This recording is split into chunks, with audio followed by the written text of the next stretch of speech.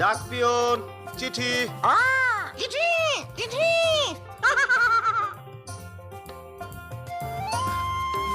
মিনা মিনা চিঠি।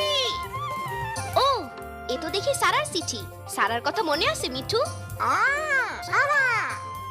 গেল বছর বাবা, রাজু আর আমি যখন শহরে গেলাম তখন সারার লগে আমার বন্ধুত্ব হয়।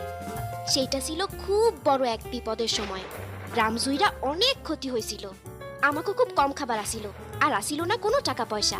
আমাকে বাড়ির মেলা ক্ষতি হয়েছিল। যখন দাদি অসুস্থ হয়ে পড়লেন, বাবা কইলেন কাজের সন্ধানে তো শহরে যাইতেই হইব। তখন কথা ঠিক হইল যে তার লগে আমার ভাই রাজু আর আমিও যামু। আমরা ফুপু ফুপার সঙ্গে থাকবো। মার দাদিরে সাইরা যাইতে আমার খুব কষ্ট হইতাছিল। ভাবনায় পড়লাম স্কুল শুরু হওয়ার আগে কি ফিরাইতে পারমু।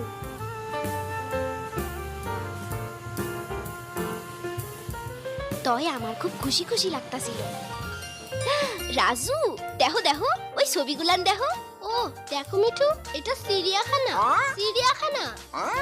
চিড়িয়াখানা। বাবা আমরা যাই যাই না। না রাজু, অহন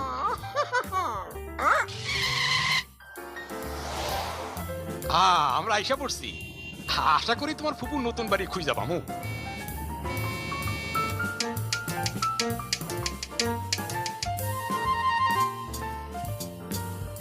মিঠু, রাজু কোথায়?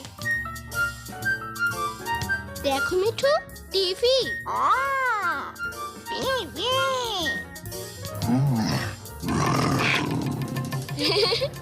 রাজু,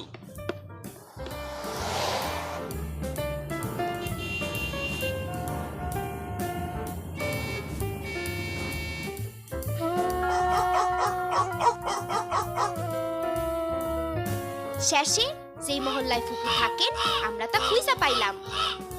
ও আমরা ফুপুর বাড়িওয়ালার দেখা পাইলাম। উনি আমার বাবারে দেখাই চিনলেন।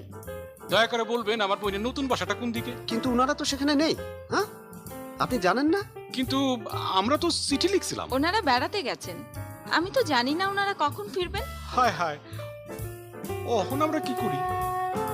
আমরা এখন কই থাকমু বাবা?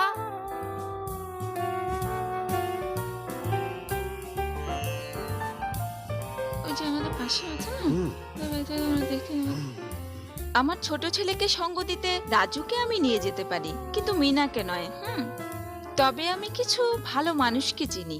বাড়ির কাজে সাহায্য করার জন্য তাদের একজন লোক দরকার। না না, আমি সেটা করতে পারি না।